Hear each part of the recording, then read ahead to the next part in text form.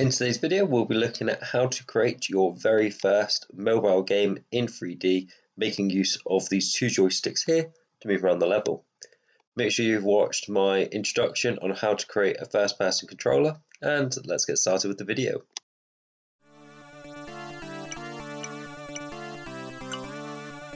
So to get started, what we need to do is create the joysticks first. Now, to create these joysticks, actually I've had quite a lot of help from a tutorial from Rare Sage Games, where he's created a really nice tutorial on how to create these mobile joysticks. And honestly, without this tutorial, this video wouldn't happen today. So he's only got 58 subscribers. Go over, give him a subscribe, have a look at his content, because he's posting quite regular stuff. So how do we create the joystick? So we're going to insert a new object, and we're going to start by creating what's called a container. So joystick container, and this is going to house where our joystick is going to go. And for this, I'm just going to grab a circle, I'm going to fill it in white, and I'm just going to hold shift down to get a perfect circle, like so, and then just fill it in and crop. Main thing you need to realize with this is that the image point should be as center as possible, so mine's roughly about there. You can spend a bit more time making sure that yours is in the dead center. Hit the X once you're done, and you'll see that we've got this circle now. This circle is really weird because it's a 2D object in a 3D space. So what we need to do is actually move it to its own layer. So I'm going to go down to my layers here, right click, and insert a new layer above, and this is going to be called GUI. When clicking on the GUI layer, we'll have these options on the left hand side.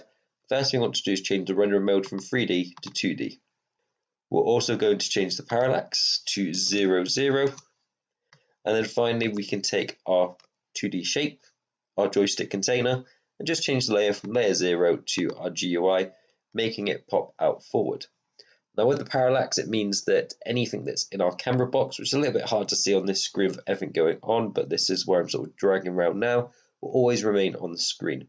So I'm going to move my joystick container to about here, resize it to the size that I want, and then place it roughly where I want it as well. And we can test this by just hitting play, and this will be roughly where we want it on the screen. And you can see that in my case, yeah, that's roughly where I want it. Once we've got that, we're going to take our joystick container and we're going to clone it. And we're going to rename this joystick container to just joystick. And this is going to be what we're actually moving around. We can then drag this on, and we're just going to resize this to a size we're happy with. It should be slightly bigger than our joystick container, so we can move it around. Once we've got to the size that we want, we can just move it off the screen. Because they're the same color, we obviously want to be able to see our joystick over our joystick container. We can then take our container now and just drop the opacity down to about 60%. This gives it that sort of mobile, transparent look that you expect to find in most mobile games. Now the big secret to getting this joystick working is something called a leash, and this decides how far the joystick is allowed to go. So we're going to create one more final object, scroll down to sprite, and we're going to create a leash. And for this, we're going to take our paint bucket. I'm going to fill it in one color. I'm just going to do mine in black, and then resize this to be 10 by 10. Most important bit is our image points. We need 2 of them. First one is going to go on the far left of the image, and then we're going to right click, add a second one, and this is going to go on the far right of the image. And then press X, and that can go at the top with our joystick. Final thing we need to do to our joystick is just add a behavior. So we're going to add a behavior, and this can be the drag and drop behavior. This just means we can move it around our screen. So scroll down until you find drag and drop, and add it to the object. Most importantly, you just need to make sure that all these objects that you've got are on the GUI layer. If they're not, move them. Now that's set up, we can now look into our code to get this working. So again, this is just continuation from the first person tutorial. I think this one's got the gravity and jumping on, but it doesn't matter. The main thing is we want to go near the bottom. First thing I'm going to add is add a comment, and we're going to call this joystick logic. And all this is going to do is not do any of the movement, not doing the camera. This is just going to get the joystick to work and behave like an actual joystick would expect to find in a game. First thing I'm going to add is a system check. and this is going to be every tick. We're going to use our leash, and we're going to set angle towards position. And we want our leash to always face our joystick, so joystick.x and joystick.y. We also want to take our leash, and we want to set its position. And we're going to set its position to joystick container.x and joystick container.y. This is going to be the center point of the objects. Anytime we're dealing with x and y, we're looking at the very center. So this means that our leash is going to be always centered in the middle. Next, we're going to go to a system requirement. We're going to compare two variables, and we're going to use a function called distance. It's a really powerful function, and this measures the distance between two objects. So we want to measure the distance between joystick container.x. You'll see it now takes in a y variable, so that'll be our joystick container.y.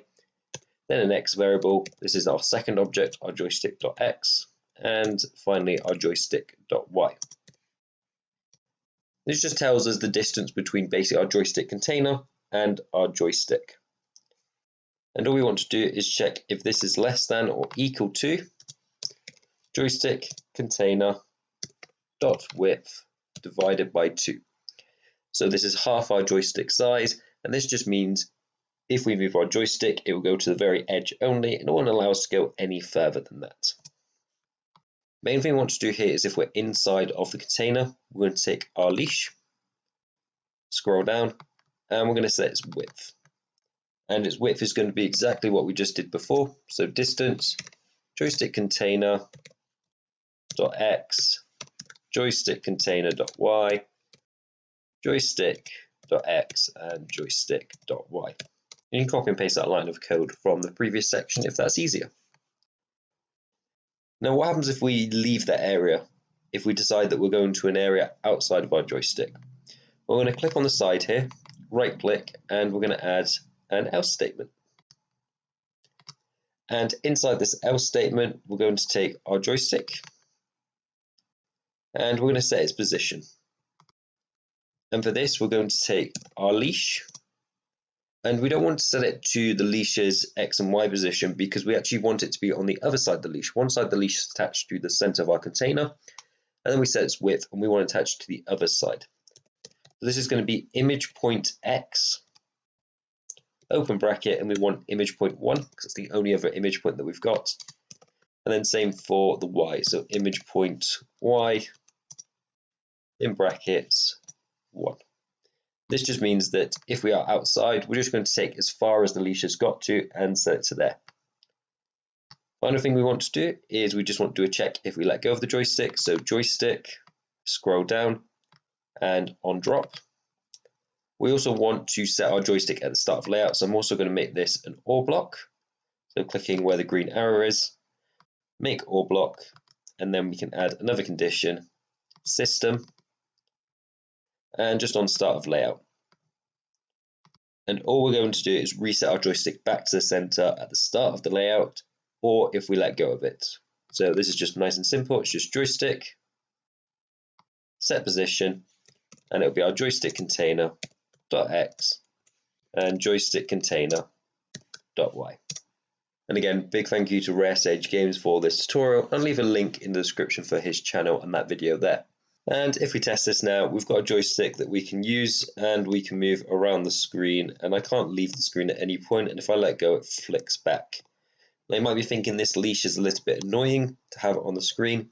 All we're going to do is just exit back, click on our leash, and set initially visible off. And now it's invisible. Great, so now we need to do that for our camera as well. So all we're going to do is we're going to rename these first of all. So we're going to start by renaming joystick, and we're going to name it joystick left. Joystick container, we're going to rename joystick container left. And leash, we're going to rename leash left. Because each one of these need to be independent because we're going to use different properties from each one. We then need to take the time to clone each of these. So I'm going to clone the joystick container and rename it from left to right. And I'm going to do this for the other two objects as well. So in the end, we should have 3 new objects, being our container, our joystick, and our leash, all with the word right added to them. And once you've done that, just like before, we're going to take our joystick container right this time, place it where we want it to be. And if you want it to roughly be at the same height, you can actually use the position here. So we can see that height-wise, this is 388, and this is 380. So I'm just going to put 8 at the end, just to level that out. I also need a new joystick right, so I'm going to place this at the top here. And I need a new leash right, and again, I'm just going to place it at the top here. Finally, we're just going to our event sheets, scroll down to where we've got the joystick logic, double click, and I'm going to put left on the end. I'm then going to shift click to highlight this whole area, copy and paste, and while it's all highlighted, I'm going to right click and I'm going to replace object. It's a really, really powerful option inside of Construct. And any mention of joystick container left, I'm going to make it joystick container right. I'm going to right click, replace object again. Any mention of joystick left is now going to be joystick right. And you're starting to get the idea now. Replace object, any mention of leash left is going to be leash right. Finally, I'm going to take this code comment and just change this to joystick logic right. Now if we just test this and load it up, we should have now 2 joysticks that we can move independently of each other and move around. And that's probably the most difficult bit of today's video, because now we're just going to plug these into our movement that's already set up and our camera controls that are already set up. We're just going to add some slight changes to them. So let's start with our camera first. So I'm just going to scroll up. As you see, I've already disabled the camera because if I'm using touchscreen, it will allow us to move around with our finger anyway. But I want it to only move around with the joystick, because if not, it will move around even if we've got our hands on the left joystick for movement. We only want to move around with the 2 joysticks. So I'm going to untoggle this now. Now I've done my testing. And instead of camera movement, I'm going to change this to our right joystick, because that's the one that we're going to use for camera. And just scroll down to the option of is dragging. So are we dragging, are we moving the joystick? If so, we're going to come up here, and currently we're taking the mouse movement X and divide it by mouse sense. We're still going to use mouse sense, but we're going to do some changes to the first half. So we're going to take an open bracket and we're going to do joystick right dot X, and we're going to minus joystick container right dot X from it, and make sure you close that bracket. For the Y, we can just copy and paste this line of code and paste it in, and our 2 mentions of X we're going to change to Y. We'll still keep the minimum and maximum polar angles, just means that we can't look too far up and too far down. Then we're going to hit done.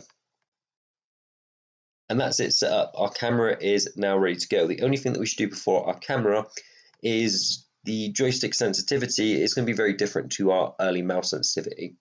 So I recommend instead of a mouse sense of 10, we're going to set this to be 100.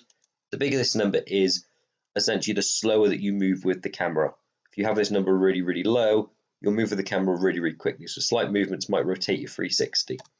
So play around that number until you get a number that you're happy with. If we play it now, you can see that I can look around, and what's nice about this is if I do smaller movements, I look around less, and bigger movements, I'll look around much faster. This gives us a really, really quick and easy camera control. Now we need to get movement working on the other side. So for movement, we're actually going to develop a brand new system. So we can keep the keyboard keys in there. I'm just going to add another condition below. And I'm going to start by saying if joystick left and is dragging. So again, if you want to keep keyboard movement in there, you can. If people want the option to plug in a keyboard, they can use that. Or you can delete that line of code, save some events, make your code a little bit nicer. I'm just going to add it as a new line below. Again, this code doesn't matter. It's not going to affect any of our code. This only works if you're using a keyboard. So let's start with the first thing that we need to do. We're going to take our player, and we're going to scroll down to move at angle. So we're going to start by taking the 3D camera .x rotation. This is what we did before, so we move in the direction that we're facing. We want to still apply this, so if we turn around, our stick still works the same. Push forward to go forward, left and right will move you left and right, and backward to move you backwards. What we need to add to this now is we're going to add, and inside the brackets we're going to take leash. We want the left leash. We want to take the angle from that, and we need to plus 90 to this. This is just because of where the leash angles works. Actually, to begin with, I believe you move right if you move forward. So that 90 will just correct that mistake there.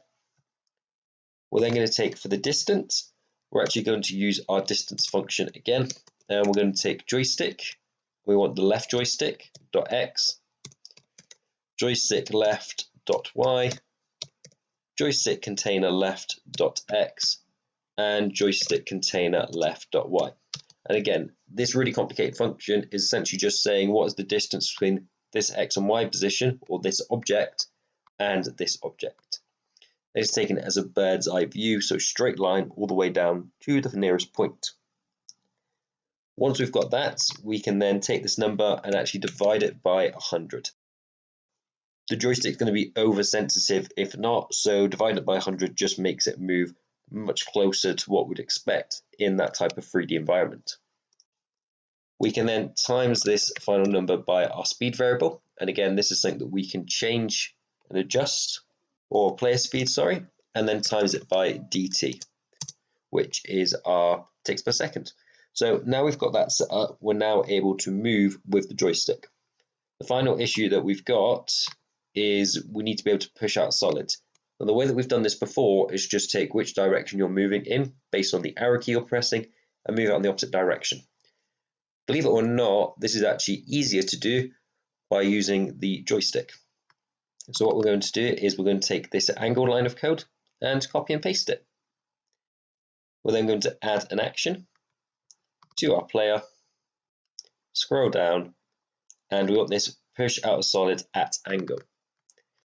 Now the angle that we're moving in is this one here, our 3D camera X rotation plus our leash angle plus the 90 as our correction.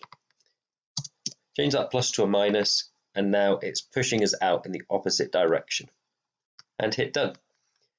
And with that set up, you should now have a 3D game made for mobile that you can use these two different touchscreen buttons to move around.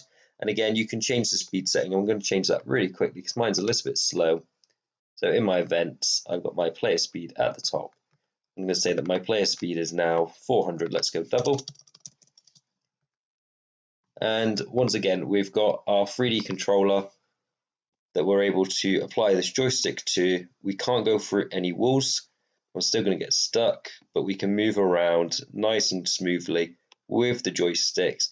And again, if you are making a mobile game inside of Construct, it's a really, really nice addition to it, and just means that you don't need to plug in a keyboard or anything extra that you normally would if you're making a tutorial like this. If you've liked this tutorial, please comment below what other tutorials you'd like to see. Like the video, subscribe to the channel, and I'll see you in the next video.